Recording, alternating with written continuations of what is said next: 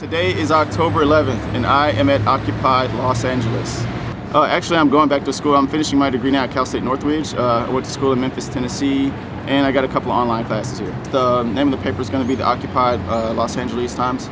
The purpose of it will be to help clear away some misnomers, some miscommunications about things for people who might only be getting a snippet of what's going on, primarily like how the hand signals work, what's a General Assembly, what takes place in a General Assembly, where they can find specific things if you have a hunger concern, if you're trying to help a person who may be transient, because we don't leave anybody behind in our culture. We help everybody. It will be available here. We will distribute it here, we'll distribute it online, and whatever form of media we can come up with. I believe we also have street teams, but we're still working on the logistics of that. Cool. Well, the importance of a server as it relates to the newspaper is very important because it gives everyone on our team a central location to get data, and synchronized data, to tag data, and organize data so that when the next person needs it for a particular article, they have systems in place, file management systems in place that they can connect with so that they can get their particular job done, reducing time where they're less productive trying to search through an ocean of data, because we literally have just oceans of data in terms of video,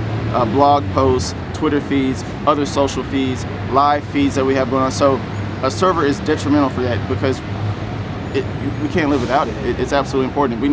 It's looking like we're going to fill up a 5T hard drive pretty soon, and so we're going to have people who need to edit that stuff very quickly so it can be disseminated online. There are multiple ways a person can contribute.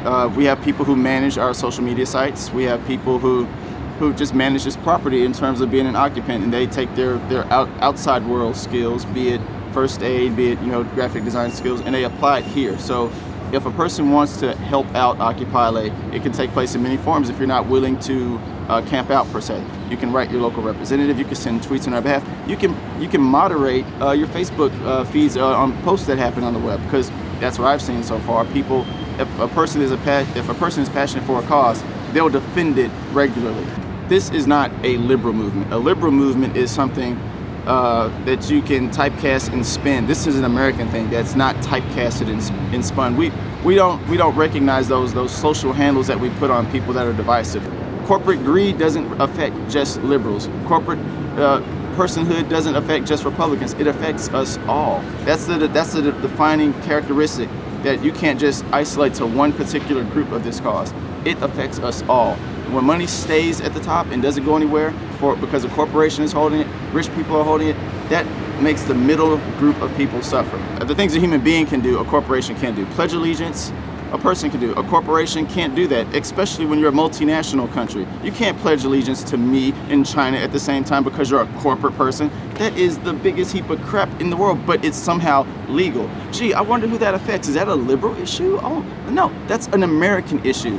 If I say I love my country, because I do, and a corporation says, oh, I love America too, but I'm going to ship these jobs over there and call myself an American-loving company. I want our government to totally stop selling itself.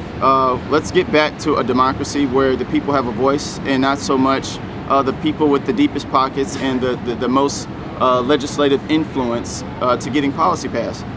I think our human resource and our technology resources are going to come together and be a freaking nuclear revolution, because we have so many people willing to do the thing that they're passionate about, and we have the technology to connect those people to those tasks that they're most passionate about.